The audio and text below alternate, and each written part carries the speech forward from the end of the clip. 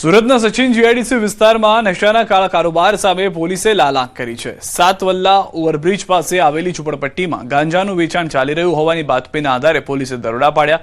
National highway number 6 નજીક gate number 1 પાસેની પોલીસે ગીતા ઉર્ફે શાંતિ જયરામ સાહુ નામની મહિલાને પકડી લીધી।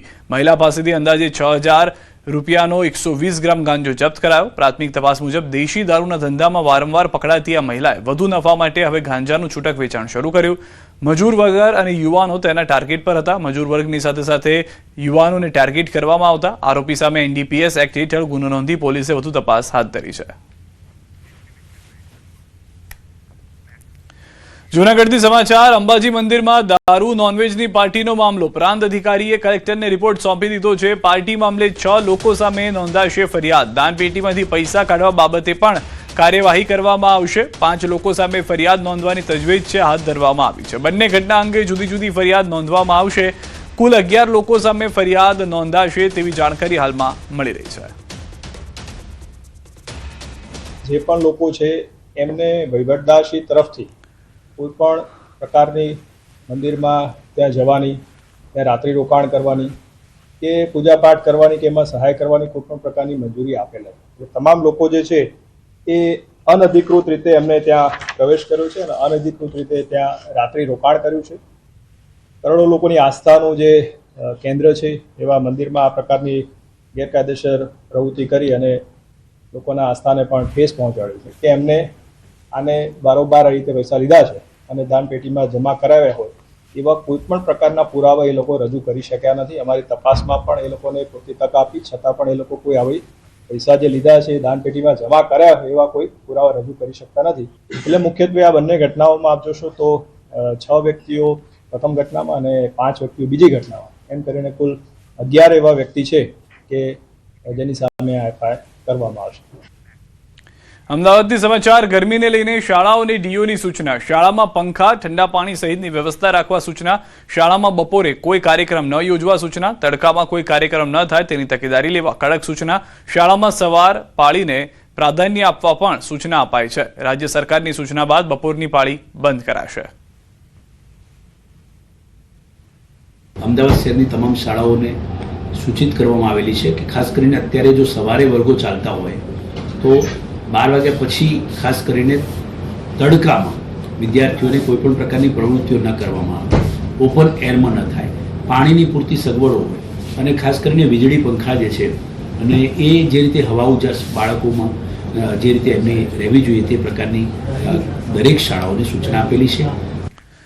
આણંદ જિલ્લાની ઉમરેઠ વિધાનસભા બેઠકના ભાજપના ચાલુ ધારાસભ્ય ગોવિંદ પરમારના તાજેતરમાં નિધન થતા બેઠક ખાલી પડી છે, જેને પગલે ચૂંટણી પંચ દ્વારા ઉમરેઠ વિધાનસભાની પેટા ચૂંટણી જાહેર કરવામાં આવી। આ ચૂંટણી આગામી 23મી એપ્રિલે યોજાશે। ચૂંટણીને લઈને આણંદ જિલ્લા કલેક્ટર અને વહીવટીતંત્ર દ્વારા તમામ તૈયારીઓ પૂર્ણ કરવામાં આવી છે। ઉમરેઠ વિધાનસભા મત વિસ્તારમાં કુલ 306 મતદાર મથકો પર 2,42,836 જેટલા મતદારો નોંધાયેલા છે, જેમાં 1,05,990 પુરુષ અને 1,09,09 સ્ત્રી મતદારોનો સમાવેશ થાય છે। ચૂંટણી કાર્યક્રમ મુજબ 6 એપ્રિલ ઉમેદવારી નોંધાવવાની છેલ્લી તારીખ રહેશે। ચૂંટણી પંચ દ્વારા કાર્યક્રમ જાહેર થતાં જ સમગ્ર ઉમરેઠ વિધાનસભામાં આચારસંહિતાની અમલવારી શરૂ થઈ ગઈ છે। જે એફએલસી છે, ઈવીએમ્સ અમારી પાસે પૂરતી માત્રામાં ઉપલબ્ધ છે। ઈવીએમ્સની ફર્સ્ટ લેવલ ચેકિંગ પણ તમામ માન્ય રાજકીય પક્ષોની હાજરીમાં ફર્સ્ટ લેવલ ચેકિંગની કામગીરી 23 માર્ચથી અમે શરૂ કરવાના છીએ। સ્ટાફની તમામ ડેટા એન્ટ્રી થઈ ગઈ છે, સ્ટાફ પૂરતું ઉપલબ્ધ છે અને આણંદ ઉમરેઠ વિધાનસભાની તમામ તૈયારી જિલ્લા તંત્ર દ્વારા કરી દેવામાં આવી છે। અને હવે વાત યુદ્ધને લઈને સંકટની।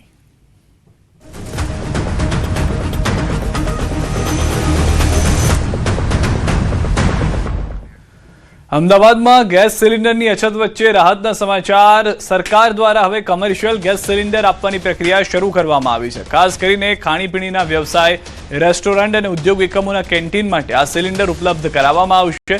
ગેસ એજન્સીઓને જરૂરિયાત મુજબ કમર્શિયલ સિલિન્ડર પૂરા પાડવા માટે સૂચના આપવામાં આવી છે, જેથી વ્યવસાય પર પડતી અસર ઘટાડવામાં મદદ મળશે। અત્યારે આજના દિવસમાં હાલ એસેન્શિયલ સર્વિસમાં 19 કિલો એટલે એનડી કસ્ટમર માટે સિલિન્ડર કંપનીએ ચાલુ કર્યા છે। એ પણ અમે હવે નિયત બપોર પછી જો ગાડી આવી જાય અથવા કાલથી અમે એ ચાલુ કરશું।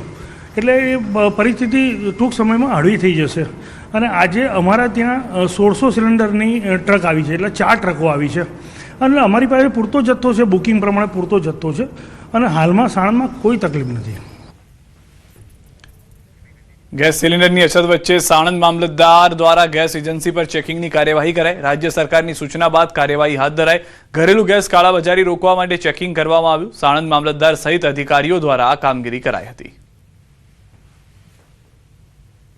હાલમાં માત્ર ને માત્ર કોમર્શિયલમાં જ ઇફેક્ટ જોવા મળે છે. ડોમેસ્ટિકમાં હાલ એવો કોઈ ઇસ્યુ નથી, કારણ કે ડોમેસ્ટિકનો સપ્લાય ઓછો થયો છે, પણ હાલ કસ્ટમરના જે રજિસ્ટ્રેશન વધુ થયું છે એના કારણે થોડો લોડ છે, પણ એ બી રિઝોલ્વ થઈ રહ્યો છે અને ઉપરથી જે ગાડીઓ આવી રહી છે તેના કારણે હાલ ડોમેસ્ટિકમાં બી ઇસ્યુ સોલ્વ છે. માટે કોમર્શિયલ માટે રાહ જોવાઈ રહી છે કે એમાં શું નિર્ણય લેવાનો થાય છે. એટલે અત્યારે કોમર્શિયલ સંપૂર્ણ રીતે બંધ કરવામાં આવ્યું છે. આ વિસ્તારની અંદર અત્યારે કોઈ આપવામાં આવી રહ્યું છે ખરી? ના, હા, કોમર્શિયલી હાલ કોઈ સપ્લાય નથી આપવામાં આવતો. એના માટે અમે સ્પેશિયલ રિક્વેસ્ટ અમારા જે ઓફિસર છે એમને મોકલીએ છીએ ને એ બેઝ ઉપર કોમર્શિયલ ત્યાંથી રિલીઝ કરતા હોય છે.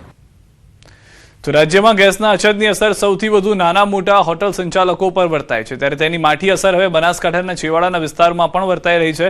ધાનેરા વિસ્તારમાં આવેલી નાની મોટી હોટલોમાં અત્યારે ગેસનો કકળાટ જોવા મળી રહ્યો છે. કમર્શિયલ ગેસના બાટલાઓનો પુરવઠો સમયસર ન મળતા હોટલ માલિકોની મુશ્કેલીમાં ધરખમ વધારો થયો. મજબૂરીના હોટલ ચાલકોએ માટીના ચૂલા અને ઈંટોના ભઠ્ઠા બનાવ્યા છે. ત્યારે ધાનેરામાં નાની જમાવાની રેસ્ટોરન્ટ ચલાવતા નરેશભાઈ પોતાના પરિવારનું ગુજરાન આ રેસ્ટોરન્ટ થકી ચલાવે છે, પરંતુ છેલ્લા કેટલાક દિવસોથી ગેસ સિલિન્ડર ન મળતા તેઓ લાકડા પર રસોઈ બનાવવા મજબૂર બન્યા છે. ઘણી મુશ્કેલી પડે સાહેબ, ગેસ મળતો નથી, કંટાળી ગયા છે. આંતરી વાગ્યા ભટ્ટો બનાવવામાં આવે ઠીક ને, બીજો મોટો મોટો હોટલો વાળાને મળી જાય, અમને કોઈ હાલતું જ નહીં. રગડે આંતરી વાગ્યા ભટ્ટો બનાવવામાં આવ્યો હોય, શું કરો? ઘર તો એડાવાળું કે નહીં એડાવાળું, લાકડામાં ભાવ વધી ગયા, શું કરો? તો ગેસના બાટલાની તંગીને લઈ લોકો ઇલેક્ટ્રિક સગડી તરફ વળ્યા છે. સુરત શહેરના શોરૂમમાં ઇલેક્ટ્રિક સગડીઓની અછત વર્તાઈ. સગડી ખરીદવા માટે એડવાન્સ ઓર્ડર આપવો અનિવાર્ય થયું છે. જે લોકો ઓર્ડર આપશે તેમને જ ઇલેક્ટ્રિક સગડી આપવામાં આવશે. 50થી વધુ લોકોએ એડવાન્સમાં ઇલેક્ટ્રિક સગડી ખરીદવા માટે ઓર્ડર આપ્યો છે. રાધન ગેસમાં જે રીતે અછત ઊભી થઈ છે તેને લઈને કહી શકાય ઇલેક્ટ્રિક સગડી ઇન્ડક્શનની બજારમાં ભારે માંગ જોવા મળતી હતી. લોકો મોટા પ્રમાણમાંની ખરીદી કરી રહ્યા હતા, પણ હવે સ્થિતિ એ છે કે ગેસની અછત સાથે સાથે હવે ઇલેક્ટ્રિક ગેસ સગડીઓની અછત ઊભી થઈ છે. દુકાનના માલિક આપણી સાથે જ, આપણે સીધા એમની સાથે વાત કરીએ શું કહેવું છે અને કયા પ્રકારની સ્થિતિ છે. ત્યારે ચોક્કસ કહી શકાય કે આ એક એવી દુકાન છે કે જ્યાં ઘરનો તમામ સામાન મળે છે. દુકાનના માલિક છે, આપણે સીધા વાત કરીએ. આપનું નામ? રમેશભાઈ, શું સ્થિતિ છે આ ઇલેક્ટ્રિક સગડીની? હમણાં સાહેબ એવું છે ને કે ઇન્ડક્શન આખા ગુજરાતની અંદર કોઈની પાસે માલ જ નથી અને અમારી પાસે જે બી માલ હતો અમે કસ્ટમરને વેચી દીધો હોય, પણ હવે અમે ડિસ્ટ્રીબ્યુટર પાસે માંગીએ પણ ત્યાં બી માલ નથી. અત્યારે ભલે માલ નથી તો દરરોજ કેટલી ઇન્ક્વાયરી આવે છે? મારી પાસે રોજની અહીંયા 25-30ની ઇન્ક્વાયરી તો હોય જ છે ને મારી પાસે ઓલરેડી બુકિંગ બી એટલાનું છે, પણ હું અત્યારે કોઈને આપી નહીં શકતો. જે દિવસે માલ આવશે તે કીધું કે 4-5 દિવસ પછી તમને મળશે.